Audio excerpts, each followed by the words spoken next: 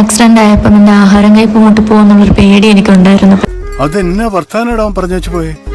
ഒരുത്തൻ അപകടം പറ്റി ആസ്പത്രിക്ക് എടുക്കുമ്പോഴല്ല ചെറ്റവർത്താനം പറയല്, മനസ്സിലായോ? ഇനി ഇത് ആവർത്തിക്കരുത്.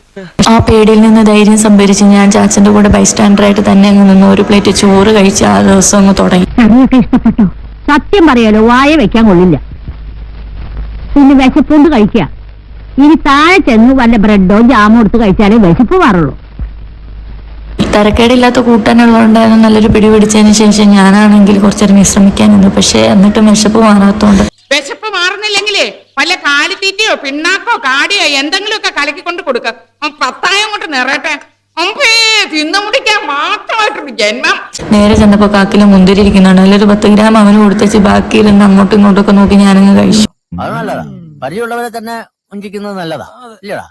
മുന്തിരി തീരുന്തോറും എന്റെ വിശപ്പ് കൂടി വരുന്നോണ്ടെന്ന് എനിക്ക് സംശയം തോന്നി. അതുപോലെ തന്നെ ശരീരമാണെങ്കിൽ ക്ഷീണിച്ചു തുടങ്ങി. അപ്പോഴാണ് അമ്മ ജയഭാരതി വയനാട്ടിൽ പോയി കുറച്ച് മുട്ടപ്പഴം അവിടെ നിന്ന് കൊണ്ടുവന്ന എനിക്ക് മനസ്സിലായി, ആർത്തി മൂത്ത് പ്രാന്തായതാണ് ഓർമ്മ വന്നു. അപ്പൊ പിന്നെ അത് ഞാൻ അങ്ങോട്ടും ഇങ്ങോട്ടും എല്ലാം തുളിച്ചു പറിച്ചു നോക്കി. അതും എടുത്ത് വെച്ചാൽ മിക്കവാറും ഞാനിന്ന് വിശന്ന് ചാവും. അങ്ങനെ സംഭവിച്ച എന്റെ ശവം നീ എവക്കിട്ട് കൊടുക്കണം. ആർത്തി പണ്ടാൽ അതും തീർത്തോളും. ഈ നിമിഷം നീ എവളെ വിളിച്ചോണ്ട് ഇവിടെ ഇറങ്ങണം. അടുത്ത ഒരു ഗുരുവും കിട്ടി. ഇടയ്ക്ക് ചാച്ചന്റെ ട്രിപ്പ് നോക്കുന്നുണ്ട്, അതിന്റെ കൂടെ കഴിപ്പും.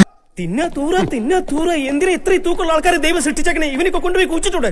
അങ്ങനെ അതെല്ലാം കഴിച്ച് ഇങ്ങനെ നിന്നിട്ട് ഒന്നും ആയില്ല. എനിക്കൊന്നും ആയില്ല.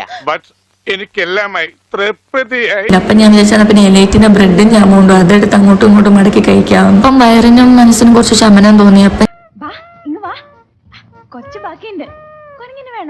അപ്പൊ ഞാൻ പിന്നെ കുറച്ച് വെള്ളവും കുടിച്ച് അതിനുണ്ടായിരുന്ന ജാമ ചാച്ചന്റെ വായിൽ തള്ളിക്കയറ്റി സ്പൂൺ കഴുകാതെ അങ്ങനെ കിടന്നുറങ്ങി.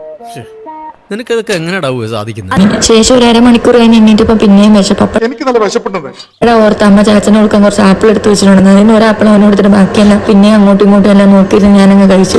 ഞാൻ വേറെ ഒന്നും ചെയ്തില്ല, ഇത്രേ ചെയ്തുള്ളൂ. അതിനാണ് ഇവന്മാർ ഇങ്ങനെ ബഹളം വെക്കുന്നത്. ആരും കണ്ടിട്ടില്ല. ദയവ് ചെയ്ത് ഇക്കാര്യം പുറത്ത് ആരോടും പറയരുത്. എനിക്കത് ക്ഷീണ.